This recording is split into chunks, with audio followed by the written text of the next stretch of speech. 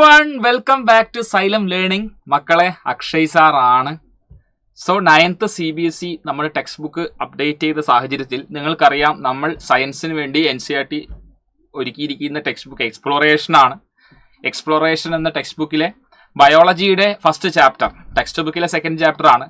ബയോളജിയുടെ very first chapter ആണ് cell the building block of life. വളരെ ചെറിയ ക്ലാസ്സിൽ തന്നെ സെല്ലിനെ കുറിച്ചുള്ള വളരെ ഫണ്ടമെന്റൽ ആയിട്ടുള്ള കാര്യങ്ങളെല്ലാം പഠിച്ചിട്ടുണ്ട് നിങ്ങൾ ഓൾറെഡി. സോ അതിൻ്റെ കുറച്ചൊരു അഡ്വാൻസ്ഡ് ആയിട്ടുള്ള വേർഷൻ തന്നെയാണ് നമ്മൾ ഈ ഒരു ചാപ്റ്ററിൽ നമ്മൾ എന്ത് ചെയ്യുന്നത്, ഡിസ്കസ് ചെയ്യുന്നത്. വളരെ ഇമ്പോർട്ടൻ്റ് ആയിട്ടുള്ള ചാപ്റ്റർ തന്നെയാണ്. തീർച്ചയായിട്ടും നിങ്ങളുടെ ഹയർ സ്റ്റഡീസിനു കൂടി, ഹയർ ക്ലാസ്സസിനു കൂടി ബെനിഫിറ്റ് ആവുന്ന രീതിയിൽ തന്നെയാണ് CBSE ഓരോ കാര്യങ്ങളും പറഞ്ഞു വെക്കുന്നത്. സോ മക്കളെ, വളരെ ഇമ്പോർട്ടൻ്റ് ആയിട്ടുള്ള ഒരു സെഷൻ ആയിരിക്കും. വീഡിയോ ആദ്യം മുതൽ അവസാനം വരെ കാണാൻ ശ്രമിക്കണം. കാരണം വളരെ പ്രധാനപ്പെട്ട കാര്യങ്ങളൊക്കെ തന്നെ നമ്മൾ ഈ ഒരു പാർട്ട് 1 ഈ ഒരു സെഷനിൽ നമ്മൾ എന്ത് ചെയ്യുന്നുണ്ട്, ഡിസ്കസ് ചെയ്യുന്നുണ്ട്. സോ മക്കളെ ഒന്ന് ശ്രദ്ധിക്കുക. അപ്പോൾ cell the building block of life, അല്ലെങ്കിൽ the cell structural and functional unit of life. എല്ലാ ജീവജാലങ്ങളും സെല്ലുകൾ കൊണ്ട് നിർമ്മിച്ചിരിക്കുന്നവയാണെന്ന് നമ്മൾക്കറിയാം. എന്നാൽ ചില ജീവികളെ നമ്മൾ നോക്കുമ്പോൾ അവരുടെ ശരീരത്തിൽ ആകെ ഒരു സെല്ല് മാത്രമേ ഉണ്ടാവുള്ളൂ. ആ ഒരു സെല്ല് തന്നെയായിരിക്കും ആ ജീവി എന്ന് പറയുന്നത്. ഉദാഹരണം, എക്സാമ്പിൾ ബാക്ടീരിയ, പിന്നെ അതുപോലെ തന്നെ ഇപ്പോൾ നമ്മൾ അമീബ. ഇതൊക്കെ എന്താണ്, ലിവിങ് ഓർഗാനിസമാണ്. എന്നാൽ അവരുടെ ബോഡിയിൽ ഒരു സെല്ല് മാത്രമേ ഉള്ളൂ. ഇനി മറ്റൊരു ലെവലിലേക്ക് വരുന്ന സാഹചര്യത്തിൽ ഒരുപാട് സെല്ലുകളുള്ള ജീവികളുണ്ട്. ഇപ്പോൾ നമ്മൾ മനുഷ്യർ, ഒരുപാട് സെല്ലുകളുണ്ട് നമ്മുടെ ബോഡിയിൽ, ട്രില്യൺസ് ഓഫ് സെല്ലുകളുണ്ട്. അപ്പോൾ എത്ര സെല്ലുകൾ കൊണ്ടാണ് ബോഡി നിർമ്മിച്ചിരിക്കുന്നത് എന്നതിൻ്റെ അടിസ്ഥാനത്തിൽ ഓർഗാനിസങ്ങളെ, ജീവജാലങ്ങളെ നമുക്ക് രണ്ടായിട്ട് തരംതിരിക്കാം. ഒരു സെല്ല് മാത്രമുള്ള ജീവികളെ യൂണിസെല്ലുലാർ ഓർഗാനിസംസ് എന്നും, ഇനി കുറേ സെല്ലുകൾ നമ്മുടെ ബോഡിയിൽ ഉണ്ടെങ്കിൽ, ഒരു ഓർഗാനിസത്തിൻ്റെ ബോഡിയിൽ ഒരുപാട് സെല്ലുകൾ ഉണ്ട് എങ്കിൽ അത് മൾട്ടി സെല്ലുലാറും ആണ്. ഇത് വളരെ ചെറിയ ക്ലാസ്സിൽ തന്നെ നിങ്ങൾക്ക് പഠിക്കുന്ന ഒരു കാര്യം തന്നെയാണ്.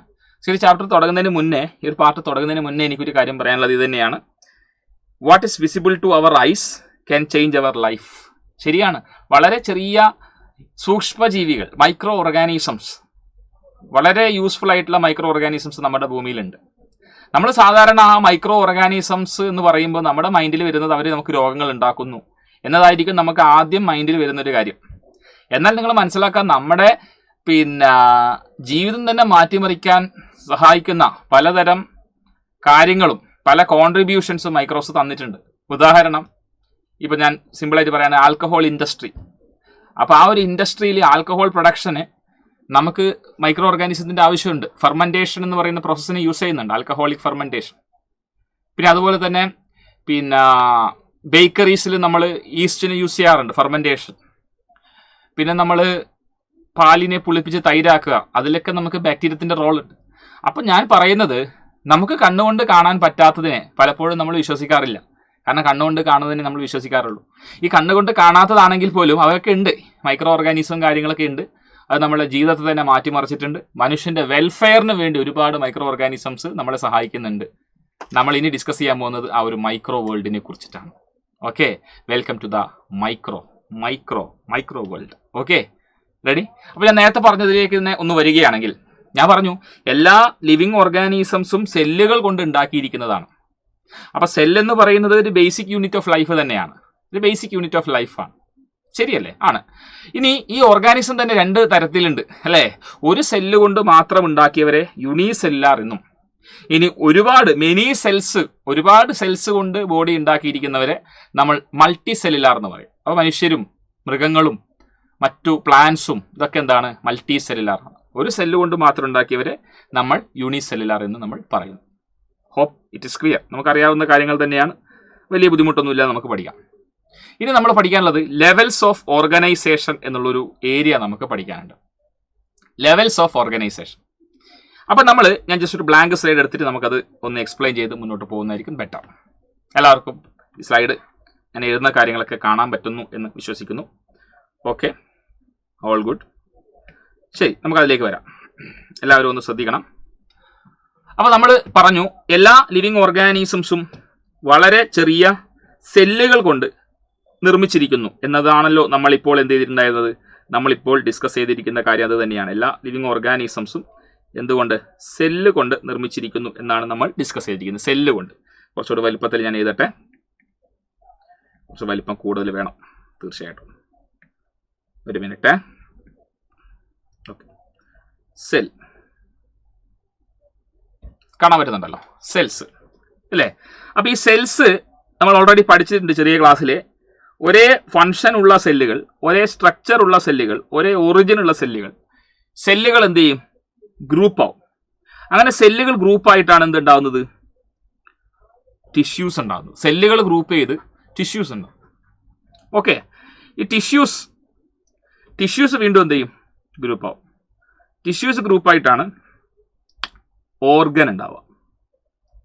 ഓർഗൻ, അവയവങ്ങൾ ഉണ്ടാവും, ഓർഗൻസ്. ഇനി ഈ അവയവങ്ങൾ, ഒരുപാട് അവയവങ്ങൾ ചേർന്ന് ഓർഗൻ സിസ്റ്റം ഉണ്ടാവും, ഓർഗൻ സിസ്റ്റം. ഇനി ഒരുപാട് ഓർഗൻ സിസ്റ്റംസ് കൂടി ചേർന്ന് ജീവി അഥവാ ഓർഗാനിസം ഉണ്ടാവും, ഓർഗാനിസം.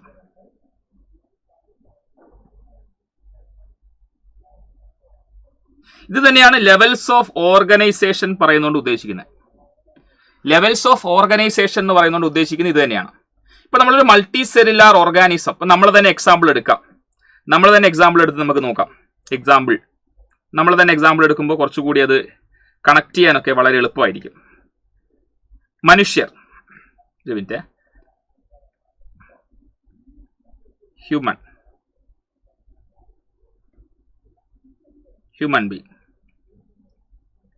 ബീങ്, മനുഷ്യനെ നമുക്ക് എക്സാമ്പിൾ എടുത്ത് നമുക്ക് ആ കാര്യങ്ങളൊന്ന് അനലൈസ് ചെയ്ത് നോക്കാം. അപ്പം ഞാൻ പറഞ്ഞൊരു കാര്യമുണ്ട്, എന്താ? മനുഷ്യരെന്ന് പറയുന്നത് തീർച്ചയായിട്ടും എന്താ? മൾട്ടി സെല്ലുലാറാണ്. ഒരുപാട് സെല്ലുകൾ നമ്മുടെ ബോഡിയിലുണ്ട്, ശരിയല്ലേ? ഇപ്പം എൻ്റെ ബോഡിയിൽ ഒരു സിസ്റ്റം ഞാൻ കൺസിഡർ ചെയ്യുന്നു, ഒരു ഓർഗൻ സിസ്റ്റം ഞാൻ കൺസിഡർ ചെയ്യുന്നു. ഉദാഹരണം, ഡൈജസ്റ്റീവ് സിസ്റ്റം.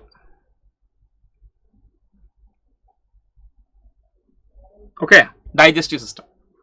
അപ്പോൾ ഈ ഡൈജസ്റ്റീവ് സിസ്റ്റം എന്ന് പറയുന്നത് ആക്ച്വലി അത് നിർമ്മിച്ചിരിക്കുന്നത് ഒരുപാട് ഓർഗൻസ് കൊണ്ടാണ്. അവിടെ നമുക്ക് സ്റ്റൊമക്ക് എന്ന ഓർഗൻ ഉണ്ട്,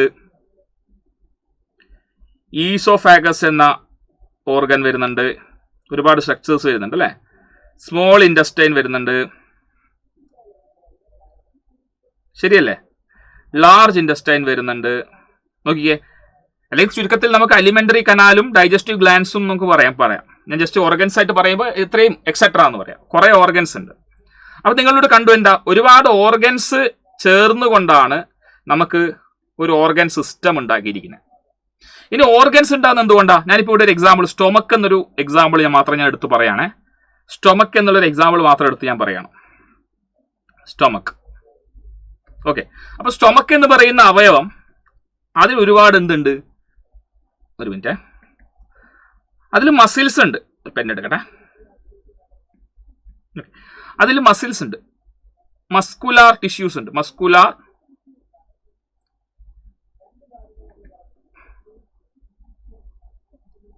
ടിഷ്യൂ ഉണ്ട്. തീർച്ചയായിട്ടും സ്റ്റൊമക്കിന്റെ വാൾസിലൊക്കെ മസിൽ ഉണ്ട്, മസ്കുലാർ ടിഷ്യൂസ് ഉണ്ട്. അവിടേക്ക് മെസ്സേജും കാര്യങ്ങളൊക്കെ എത്തുന്നതിന് വേണ്ടി അവിടെ നെർവസ് ടിഷ്യൂ ഉണ്ടാവും. ഞാൻ ഇപ്പോൾ സ്റ്റൊമക്കിന്റെ കേസാണ് പറയുന്നത് കേട്ടോ.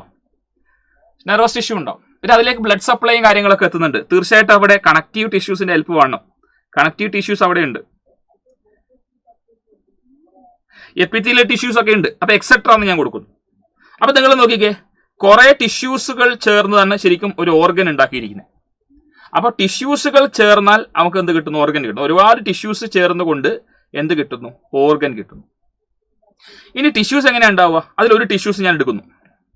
ഉദാഹരണം, മസ്കുലാർ ടിഷ്യൂ എടുത്തു. Muscular tissue. ഈ മസ്കുലാർ ടിഷ്യൂ ഉണ്ടാക്കിയിരിക്കുന്നത് എന്തുകൊണ്ടാ? ഈ മസ്കുലാർ ടിഷ്യൂ ഉണ്ടാക്കിയിരിക്കുന്നത് ഒരുപാട് ന്യൂറോൺസ്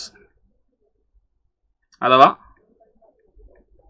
നെർവ് സെൽസ് കൊണ്ടാണ്. അപ്പൊ നിങ്ങൾ നോക്കിക്കേ, ഒരുപാട് സെൽസ് കൊണ്ട് ടിഷ്യൂസ് ഉണ്ടാവും. ഓക്കെ, ടിഷ്യൂസ്, സെല്ലുകൾ ഗ്രൂപ്പ് ചെയ്ത് ടിഷ്യൂസ് ഉണ്ടായി. ഒരുപാട് തരം ടിഷ്യൂസ് കൂടി ചേർന്ന് ഓർഗൻസ് ഉണ്ടായി. ഒരുപാട് ഓർഗൻസ് കൂടി ചേർന്ന് ഓർഗൻ സിസ്റ്റം ഉണ്ടായി. ഇനി ഡൈജസ്റ്റീവ് സിസ്റ്റം മാത്രമല്ലല്ലോ നമ്മുടെ ബോഡിയിലുള്ളത്. തീർച്ചയായിട്ടും ഡൈജസ്റ്റീവ് സിസ്റ്റം മാത്രമല്ല നമ്മുടെ ബോഡിയിലുള്ളത്. നമ്മുടെ ബോഡിയിൽ നെർവസ് സിസ്റ്റം ഉണ്ട്. ശ്രദ്ധിക്കണേ,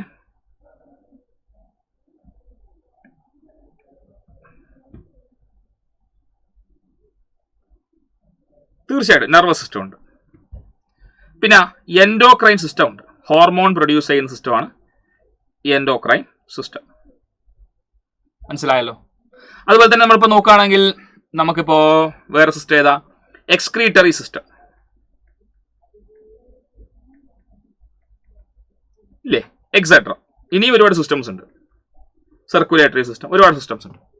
അപ്പോൾ ഒരുപാട് സിസ്റ്റങ്ങൾ കൂടിച്ചേർന്ന് ഓർഗാനിസം, ഒരു ജീവി ഉണ്ടായി. ഓർഗാനിസം.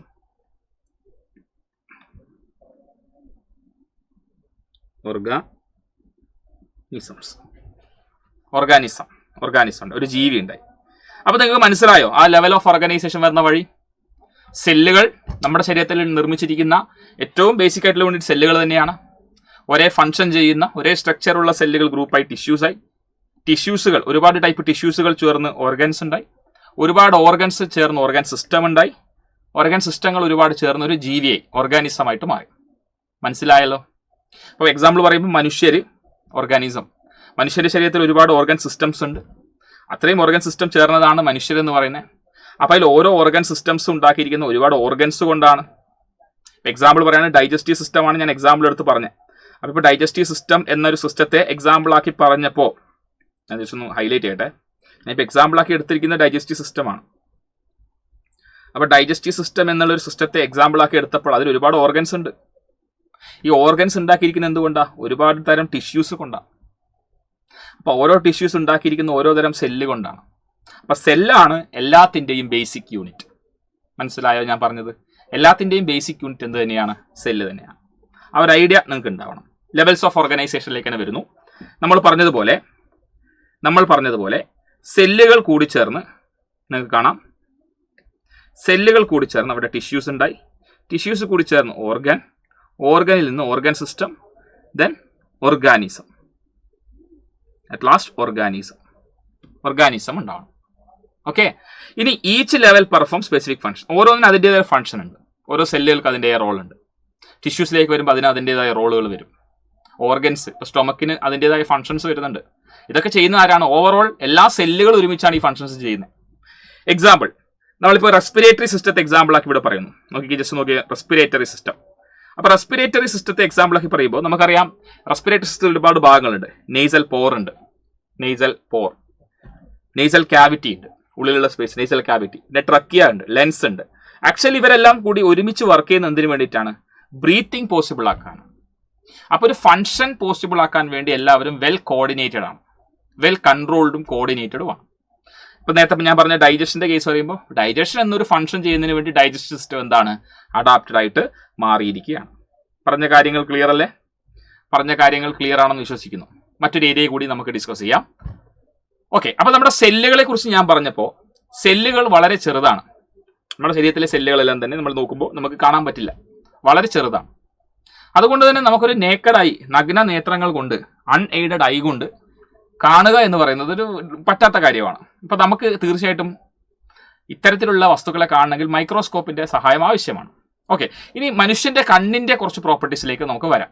ആദ്യം തന്നെ ലിമിറ്റ് ഓഫ് റെസല്യൂഷൻ എന്ന് പറയുന്ന ഒരു സംഗതിയെക്കുറിച്ച് നമുക്ക് മനസ്സിലാക്കാം. ഓക്കെ. രണ്ട് ഒബ്ജക്ട്സ് ഉണ്ടെന്ന് വിചാരിക്കാം. This is object 1 and this is object 2. ഇപ്പൊ നമുക്ക് വളരെ വ്യക്തമായിട്ട് ഈ രണ്ട് ഒബ്ജക്ട്സിനെയും സെപ്പറേറ്റ് ആയിട്ട് കാണാൻ സാധിക്കുന്നുണ്ട്. അങ്ങനെ രണ്ട് ഒബ്ജക്ട്സ് അടുത്തടുത്ത് വന്ന് നിന്ന് നമുക്ക് അവരെ സെപ്പറേറ്റ് ആയിട്ട് കാണണമെങ്കിൽ ഇവർക്കിടയിൽ ഉണ്ടാകേണ്ട മിനിമം ഡിസ്റ്റൻസ് എന്ന് പറയുന്നത് 0.1 മില്ലിമീറ്റേഴ്സ് ആണ്. മനസ്സിലായോ? രണ്ട് ഒബ്ജക്ട്സിനെ നമുക്ക് സെപ്പറേറ്റ് ചെയ്ത് കാണണമെങ്കിൽ A minimum distance of 0.1 mm എങ്കിലും ഉണ്ടാവണം. 0.1 mm കുറഞ്ഞ ഡിസ്റ്റൻസിലാണ് രണ്ട് ഒബ്ജക്ട്സ് സെപ്പറേറ്റ് ആയിട്ടുള്ളതെങ്കിൽ നമ്മുടെ കണ്ണിന്റെ പരിമിതി കൊണ്ട് നമുക്ക് ആ രണ്ട് ഒബ്ജക്ട്സും ഓവർലാപ്പ് ചെയ്യുന്ന പോലെ ഒരു സിംഗിൾ ഒബ്ജക്റ്റ് ആയിട്ട് നമുക്ക് കാണും. അപ്പോൾ രണ്ട് ഒബ്ജക്റ്റിനെ, അതും രണ്ട് അടുത്തടുത്തുള്ള ക്ലോസ് ഒബ്ജക്ട്സിനെ സെപ്പറേറ്റ് ആയിട്ട് ഡിസ്റ്റന്റ് ആയിട്ട് കാണാൻ പറ്റുന്ന കണ്ണിന്റെ കഴിവിനെയാണ് നമ്മൾ റെസല്യൂഷൻ അല്ലെങ്കിൽ ലിമിറ്റ് ഓഫ് റെസല്യൂഷൻ എന്ന് പറയാം. എന്താ limit of resolution? Ability to see two close objects as separate and distant. രണ്ട് അടുത്തടുത്തുള്ള വസ്തുക്കളെ സെപ്പറേറ്റ് ആയിട്ട് കാണണം, ഡിസ്റ്റന്റ് ആയിട്ട് കാണണം എങ്കിൽ ആ കഴിവിനെയാണ് ലിമിറ്റ് ഓഫ് റെസൊല്യൂഷൻ എന്ന് പറയുന്നത്. മനസ്സിലായല്ലേ? ഇനി നിയർ പോയിന്റ് ഓഫ് ഐ എത്രയാണ്? നിങ്ങൾ ഫിസിക്സിൽ പഠിച്ചിട്ടുണ്ട് 25 സെന്റിമീറ്റർ. ഒരു ഡിസ്റ്റൻസ് നമുക്ക് ഒരു വ്യക്തമായിട്ട് നമുക്കൊരു സാധനത്തെ കാണാൻ ഡിസ്റ്റൻസിനാണ് നിയർ പോയിന്റ് എന്ന് പറയുന്നത്. ഓക്കെ, അപ്പൊ റെസൊല്യൂഷൻ ഞാൻ പറഞ്ഞു, നമുക്ക് രണ്ട് ഒബ്ജക്ട്സിനെ സെപ്പറേറ്റ് ചെയ്ത് കാണണമെങ്കിൽ മിനിമം അവർക്കിടയിൽ ഉണ്ടാകുന്ന ഡിസ്റ്റൻസ് 0.1 മില്ലിമീറ്റേഴ്സ് ആണ്. ഇനി അതിലും ചെറിയ ഡിസ്റ്റൻസ് ആണ് 0.1 mm കുറവാണ് രണ്ട് ഒബ്ജക്റ്റ് തമ്മിലുള്ള ഡിസ്റ്റൻസ് ആണെങ്കിൽ നമുക്ക് ഒരിക്കലും അത് സെപ്പറേറ്റ് പോയിന്റ്സ് ആയിട്ട് കാണില്ല, നമുക്ക് ഒരൊറ്റ പോയിന്റ് ആയിട്ടേ കാണുള്ളൂ. So less than this value means the 2 point converge ആയിട്ട് നമുക്കത് ഒരു പോയിന്റ് ആയിട്ട്, സിംഗിൾ പോയിന്റ് ആയിട്ട് മാത്രമേ നമ്മുടെ കണ്ണിന് കാണാൻ പറ്റുള്ളൂ.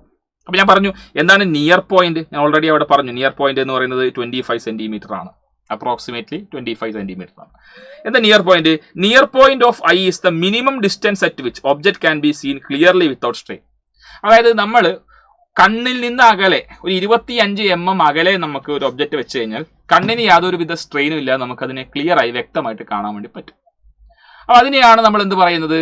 നമ്മൾ ഈ പറഞ്ഞിരിക്കുന്ന near point of human I എന്ന് പറയുന്നത്. അപ്പോൾ അഡൽട്ടിന്റെ കേസിൽ അങ്ങനെയാണ്, 25 സെന്റിമീറ്റർ ആണ് ആ വാല്യൂ വരിക. Okay, about 10 inches. പറയുന്ന കാര്യങ്ങൾ മനസ്സിലായില്ലേ? പറയുന്ന കാര്യങ്ങൾ മനസ്സിലായി എന്ന് വിചാരിക്കുന്നു. ക്ലിയർ അല്ലേ? ഇത്രയും പറഞ്ഞ കാര്യങ്ങൾ ക്ലിയർ ആണെന്ന് വിശ്വസിക്കുന്നു. മുന്നോട്ടേക്ക് പോട്ടെ. ഓക്കെ, നമുക്ക് മൈക്രോസ്കോപ്പിനെ കൂടി കുറിച്ച് പറഞ്ഞിട്ട് നമുക്ക് എന്ത് ചെയ്യാം, ഇന്നത്തെ ഈ ഒരു സെഷൻ നമുക്ക് വൈൻഡപ്പ് ചെയ്യാം. അപ്പോൾ മൈക്രോസ്കോപ്പിലേക്ക് വരുമ്പോൾ ഞാൻ പറഞ്ഞു നമുക്ക് വളരെ ചെറിയ ഇത്തരം സെല്ലുകളെ ചെറുതായതുകൊണ്ട് നേക്കഡായി കൊണ്ട് കാണാൻ പറ്റില്ല. ചെറുതല്ലേ, ചെറുതായതുകൊണ്ട് നമുക്ക് കാണാൻ പറ്റില്ല. അപ്പോഴാണ് നമ്മൾ അവിടെ മൈക്രോസ്കോപ്പിന് ഉപയോഗിക്കുന്നത്. മൈക്രോസ്കോപ്പ് ആക്ച്വലി ഉപയോഗിക്കുന്നത് എന്താ? മൈക്രോസ്കോപ്പിൽ ആക്ച്വലി കുറെ ലെൻസുകളാണ് ഉള്ളത്. അതായത് പണ്ട് ലെൻസുകൾ കണ്ടെത്തുന്നതിന് മുന്നേ ഭൂമിയിൽ വളരെ ചെറിയ പാർട്ടിക്കിൾസ് അല്ലെങ്കിൽ വളരെ ചെറിയ ഇത്തരത്തിലുള്ള മൈക്രോ ഓർഗാനിസം ഇങ്ങനെയുള്ള കാര്യങ്ങളെല്ലാം എക്സിസ്റ്റ് ചെയ്തു എന്ന് ആരും വിശ്വസിച്ചിരുന്നില്ല. എന്നാൽ കർവ്ഡ് പീസ് ഓഫ് ലെൻസിന് ഒബ്ജക്ട്സിനെ മാഗ്നിഫൈ ചെയ്യാൻ പറ്റുമെന്നുള്ള ഒരു ഐഡിയ പണ്ട് ലഭിച്ചപ്പോൾ അതിൽ നിന്നാണ് ലെൻസസ് ഇവോൾവ് ചെയ്തത്. അങ്ങനെ ലെൻസസ് ഇവോൾവ് ചെയ്തതിന്റെ ഭാഗമായി ലെൻസസുകൾ കമ്പൈൻ ചെയ്തുകൊണ്ട് ഒബ്ജക്ട്സിനെ മാഗ്നിഫൈ ചെയ്യാനായി ആളുകൾ ശ്രമിച്ചു. അങ്ങനെ മൈക്രോസ്കോപ്പിലേക്ക് എത്തി. അപ്പോൾ മൈക്രോസ്കോപ്പിന്റെ ഉപയോഗം എന്ന് പറഞ്ഞു കഴിഞ്ഞാൽ വളരെ ചെറിയ, കണ്ണുകൊണ്ട് കാണാൻ പറ്റാത്ത വളരെ ചെറിയ എൻറ്റിറ്റീസിനെ വലുതാക്കി കാണിക്കുക എന്നുള്ളതാണ്. അപ്പൊ അത് ഉപയോഗിക്കുന്ന ലെൻസ് ഏതാണെന്ന് പഠിച്ചു നോക്കണം. കോൺവെക്സ് ലെൻസ് ആണ്. മൈക്രോസ്കോപ്പിൽ നമ്മൾ ഉപയോഗിക്കുന്ന ലെൻസ് കോൺവെക്സ് ലെൻസ് ആണ്. യാതൊരു കൺഫ്യൂഷൻ ഉണ്ടാവരുത്, കോൺവെക്സ് ആണ്. രണ്ട് വശവും ഇതുപോലെ കർവായിട്ടുള്ള കോൺവെക്സ് ലെൻസ് ആണ് ഉപയോഗിക്കുക. എന്താ മൈക്രോസ്കോപ്പ് ചെയ്യുക? സ്മോൾ ഒബ്ജക്ട്സിനെ വലുതാക്കി കാണിക്കും, മാഗ്നിഫൈ സ്മോൾ ഒബ്ജക്ട്സ്. സെല്ലിനെ വിസിബിൾ ആക്കി കാണിക്കും. ഒരു സെല്ല് അല്ലെങ്കിൽ ഒരു പീസ്, ഒരു പ്ലാന്റ് പാർട്ട് എടുത്തു, അല്ലെങ്കിൽ ഒരു ആനിമൽ പാർട്ട് എടുത്തു, അതിൽ സെല്ലുകളെ നമുക്ക് കാണാൻ മൈക്രോസ്കോപ്പ് ഉപയോഗിച്ചുകൊണ്ട് സാധിക്കും. ചിത്രത്തിൽ ടെക്സ്റ്റ് ബുക്കിലുള്ള ഒരു മൈക്രോസ്കോപ്പിന്റെ ചിത്രമാണിത്. അപ്പൊ ഇവിടെ എന്തൊക്കെ ഭാഗങ്ങൾ ഉണ്ട് എന്ന് ജസ്റ്റ് ഒന്ന് നോക്കാം. അതിന്റെ ഫങ്ഷൻസും ജസ്റ്റ് ഒന്ന് പറഞ്ഞു പോകാം. ഈ മൈക്രോസ്കോപ്പ് നമ്മൾ ഒരു സ്ഥലത്ത് വെക്കണമല്ലോ, നമ്മൾ പ്ലേസ് ചെയ്യണം. പ്ലേസ് ചെയ്യാൻ സഹായിക്കുന്നത് അതിന്റെ താഴെയുള്ള ബേസ്മെന്റ് ആണ്. ബേസ് എല്ലാവർക്കും അറിയാം. രണ്ട് സ്ഥലങ്ങളിലാണ് മൈക്രോസ്കോപ്പിൽ നമ്മൾ ലെൻസുകൾ ഈ ഒരു കേസിൽ നമ്മൾ വെക്കാറ്. This is compound microscope. ഇതൊരു കോമ്പൗണ്ട് മൈക്രോസ്കോപ്പ് ആണ്. മൈക്രോസ്കോപ്പ് രണ്ട് തരത്തിൽ, simple microscope, compound microscope. Basically രണ്ട് തരത്തിൽ നമുക്ക് പറയാം. സിമ്പിൾ എന്ന് പറയുമ്പോൾ ഒരു ലെൻസ് മാത്രം ഉപയോഗിക്കുന്നത് സിമ്പിൾ മൈക്രോസ്കോപ്പ് ആണ്. ഒന്നിലധികം ലെൻസുകളെ യൂസ് ചെയ്യുമ്പോൾ ദാറ്റ് ഈസ് കോമ്പൗണ്ട് മൈക്രോസ്കോപ്പ്. അപ്പൊ ഈ ഒരു ലെൻസിന്റെ ഇതൊരു കോമ്പൗണ്ട് ആണ്, കാരണം ഇതിൽ ഒരുപാട് ലെൻസുകൾ വരുന്നുണ്ട്. ഒന്ന് നമ്മൾ കണ്ണുകൊണ്ട് നോക്കുന്ന ഈ ഭാഗമുണ്ട്, ദാറ്റ് ഈസ് ഐ പീസ്. അവിടെ ഒരു ലെൻസ് ഉണ്ട്, ഐ പീസ് ലെൻസ് എന്ന് പറയും.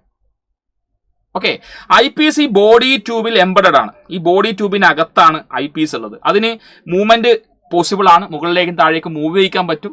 അതിനുള്ള അഡ്ജസ്റ്റ്മെന്റ് നോബുകൾ ഇവിടെയുണ്ട്, കോഴ്സ് അഡ്ജസ്റ്റ്മെന്റ് നോബുകൾ അവിടെയുണ്ട്. ഇനി നമുക്ക് താഴെ ഒബ്ജക്റ്റീവ് ലെൻസുകൾ എന്ന് പറയുന്ന ലെൻസ് ഉണ്ട്. ഒബ്ജക്റ്റീവ് ലെൻസ് ആക്ച്വലി നമ്മൾ ഏത് ഒബ്ജക്റ്റിനെയാണോ വ്യൂ ചെയ്യേണ്ടത് അതിന്റെ അടുത്ത് കാണുന്ന ലെൻസിനെയാണ് ഒബ്ജക്റ്റീവ് ലെൻസ് എന്ന് പറയാം. അപ്പൊ നമ്മൾ ഒബ്ജക്റ്റിനെ വ്യൂ ചെയ്യുന്നത് ഇവിടെയാണ്.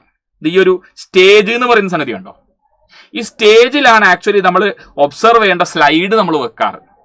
സ്റ്റേജിലാണല്ലോ പെർഫോമൻസ് നടക്കാറ്. മൈക്രോസ്കോപ്പ് ഉപയോഗിച്ചുകൊണ്ട് എന്ത് പെർഫോമൻസാ?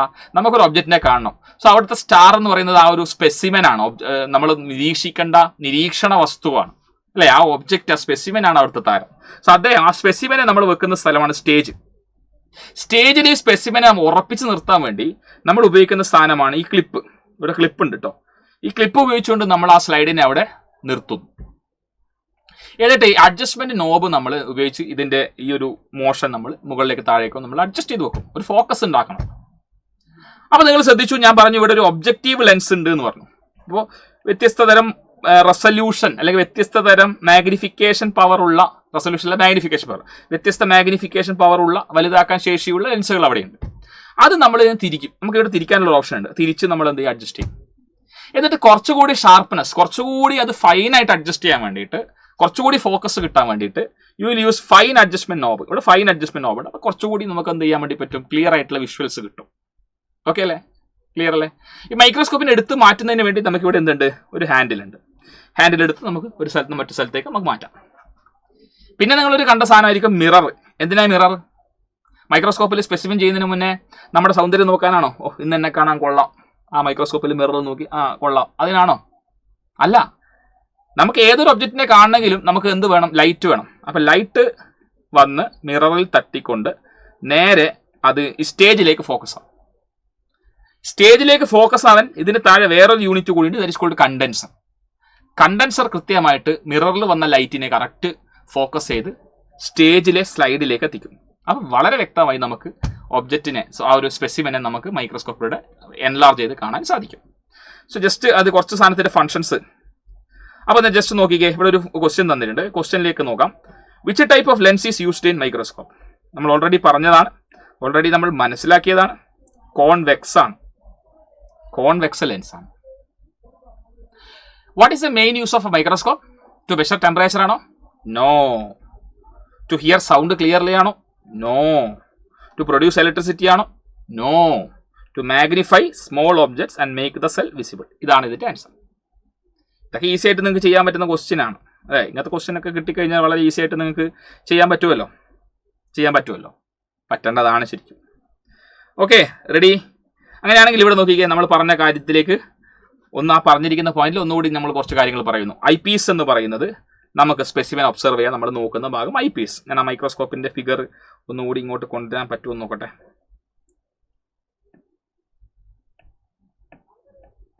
ഇല്ല. ഓക്കെ, ജസ്റ്റ് നോക്കാം. ഐ പീസ് എന്ന് പറയുന്നത് നമ്മൾ സ്പെസിമെനെ നോക്കുന്ന ഭാഗം eyepiece. Okay, objective lens എന്ന് പറഞ്ഞാൽ സ്പെസിമെന്റെ അടുത്ത് സ്പെസിമെനെ സൂം ചെയ്യാൻ വേണ്ടിയിട്ട് സഹായിക്കുന്നതാണ് ഒബ്ജക്റ്റീവ് ലെൻസ്. സ്പെസിമെന്റെ അടുത്തല്ലേ, സ്പെസിമെൻ എന്ന് പറഞ്ഞാൽ നമ്മൾ വെക്കുന്ന സാധനമാണ് സ്പെസിമെൻ. അപ്പോൾ അതിന്റെ അകത്ത്, സ്റ്റേജിലല്ലേ നമ്മൾ വെക്കുക, അതിന്റെ അടുത്ത് കാണുന്നതാണ് ഒബ്ജക്റ്റീവ് ലെൻസസ് എന്ന്. ഒബ്ജക്റ്റീവ് ലെൻസസ് ആണ്. പിന്നെ നേരത്തെ പറഞ്ഞിരിക്കുന്ന സ്റ്റേജും ക്ലിപ്പും എന്തിനാണ്? നമ്മളെ സ്പെസിമെനെ വെക്കാൻ, ഗ്ലാസ് പ്ലേറ്റിലാണ് സ്പെസിമെൻ ഉണ്ടാവുക, അത് കറക്റ്റ് വെക്കാൻ, ഹോൾഡ് ചെയ്യാനാണ് സ്റ്റേജും ക്ലിപ്പ്. മിറർ എന്തിനാണ്? ലൈറ്റിനെ സ്റ്റേജിലേക്ക് റിഫ്ലക്ട് ചെയ്യാൻ. ആ ലൈറ്റിനെ കൃത്യമായി ഫോക്കസ് ചെയ്യുന്നത് ആരാണ്? കണ്ടൻസർ ആണ്, കണ്ടൻസർ യൂണിറ്റ് ആണ്. ഓക്കെ, റെഡി അല്ലേ? ക്ലിയർ അല്ലേ? ഓക്കെ, ലൈറ്റ് നമ്മൾ യൂസ് ചെയ്യുന്നത് ലൈറ്റ് മൈക്രോസ്കോപ്പ് കൂടിയാണ് കേട്ടോ അത്. Okay, ready?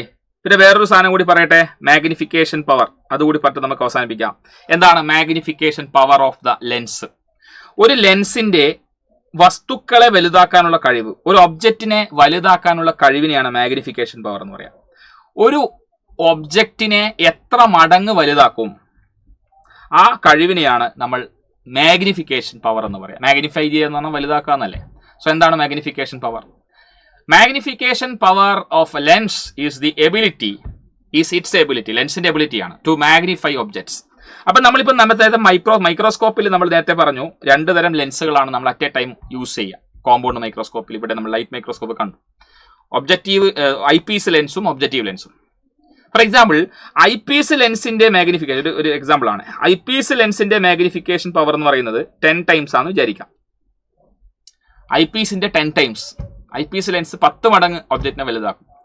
ഒബ്ജക്റ്റീവ് ലെൻസ് ആ സമയത്ത് 40 മടങ്ങ് വലുതാക്കും. അപ്പൊ നമ്മളൊരു ഒബ്ജക്റ്റിൽ നോക്കുമ്പോൾ ഐ പീസ് ലെൻസിലൂടെ നോക്കുന്നു, പിന്നീട് ആ വിഷ്വല് ഒബ്ജക്റ്റീവ് ലെൻസിലൂടെ നമുക്ക് താഴെ കാണാനാണ്. അപ്പൊ ഐ പീസ് ലെൻസിന്റെ 10x ഒബ്ജക്റ്റീവ് ലെൻസിന്റെ 40x കൂട്ടി ആ മൈക്രോസ്കോപ്പിൽ ആ സമയത്ത് നമ്മൾ ഉപയോഗിച്ചിരിക്കുന്ന ടോട്ടൽ മാഗ്നിഫിക്കേഷൻ പവർ എന്ന് പറയുന്നത് 10 × 40 ദാറ്റ് ഈസ് 400x, 400 ടൈംസ് ആണ്. അപ്പോൾ 400 ടൈംസ് മാഗ്നിഫിക്കേഷൻ നമുക്ക് ആ ഒരു സമയത്ത് മൈക്രോസ്കോപ്പിൽ നമുക്ക് കിട്ടുന്നു. 400 മടങ്ങ് വലുപ്പത്തിലേക്ക് കൊണ്ടുവരാൻ പറ്റുന്നു. അങ്ങനെയാണെങ്കിൽ നിങ്ങൾക്കൊരു ഹോംവർക്ക്, നിങ്ങൾ കമൻറ്റ് സെക്ഷനിൽ കമൻറ്റ് ചെയ്യണം. കമൻറ്റ് സെക്ഷനിൽ കമൻറ്റ് ചെയ്യാം. കമൻറ്റ്. ഓക്കെ, നിങ്ങൾക്കുള്ള ക്വസ്റ്റ്യൻ ആണ്. ക്വസ്റ്റ്യൻ ഇതാണ്: ഐ പീസ് ലെൻസിൻ്റെ മാഗ്നിഫിക്കേഷൻ പവർ 20x ആണ് വിചാരിക്കാം. ഒബ്ജക്റ്റീവ് ലെൻസിൻ്റെ മാഗ്നിഫിക്കേഷൻ 60x ആണ് വിചാരിക്കാം. അങ്ങനെയാണെങ്കിൽ ടോട്ടൽ മാഗ്നിഫിക്കേഷൻ പവർ നിങ്ങൾ എന്ത് ചെയ്യുക? കമൻറ്റ് ചെയ്യാം. ഞാൻ റിപ്ലൈ തരുന്നതായിരിക്കും. കമൻറ്റ് ചെയ്യാം. ഓക്കെ, മറ്റൊരവസരവുമായിട്ട് വീണ്ടും നമുക്ക് കാണാം. പിന്നെ അതുപോലെ തന്നെ വേറൊരു കാര്യം കൂടി പറയട്ടെ, നമ്മുടെ ക്ലാസ്സുകൾ നിഞ്ച ബാച്ചിൽ സ്റ്റാർട്ട് ചെയ്തിട്ടുണ്ട്. ആരെങ്കിലും എൻറോൾ ചെയ്യാൻ ബാക്കിയിട്ടുണ്ടെങ്കിൽ വളരെ പെട്ടെന്ന് തന്നെ എൻറോൾ ചെയ്യണം തന്നെയാണ് പറയാനുള്ളത്. വളരെ പ്രധാനമായും നമ്മൾ ഓരോ ചാപ്റ്റേഴ്സും വളരെ സ്ട്രക്ചേർഡ് ആയിട്ട് പാർട്ടുകളാക്കി നമ്മൾ ഡിസ്കസ് ചെയ്യുന്നുണ്ട്. ഓക്കെ, സോ ബാച്ചിലേക്ക് ജോയിൻ ചെയ്യാൻ ബാക്കിയുള്ളവർ വളരെ പെട്ടെന്ന് ജോയിൻ ചെയ്യാൻ തന്നെയാണ് പറയാനുള്ളത്. സ്ക്രീനിൽ കാണുന്ന നമ്പറിൽ കോൺടാക്ട് ചെയ്ത് വളരെ പെട്ടെന്ന് ജോയിൻ ചെയ്യാം. അപ്പോൾ ഈ ചോദ്യത്തിലുള്ള ഉത്തരം കമൻറ്റ് ചെയ്തേക്ക്. മറ്റൊരവസരത്തിൽ വീണ്ടും നമുക്ക് കണ്ടുമുട്ടാം. അതുവരേക്കും ബൈ.